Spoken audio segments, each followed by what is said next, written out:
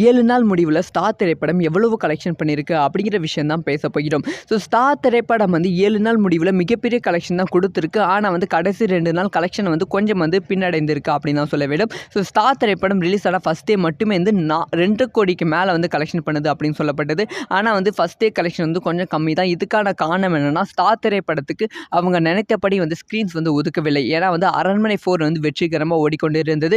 அரண்மனை 4 ரிலீஸ் ஆகி அடுத்த ஒரு வாரத்தில் ஸ்டார் திரைப்படத்தை ரிலீஸ் பண்ணியிருந்தாங்க. ஸோ அரண்மனை 4க்கு ஃபேமிலி ஆடியன்ஸ் வந்து அதிகமாக வந்தது. முக்கியமாக வந்து சிங்கிள் ஸ்க்ரீன்ஸ்லாம் வந்து அரண்மனை 4 தான் வந்து ஆக்கிரமித்து கொண்டு இருந்தது.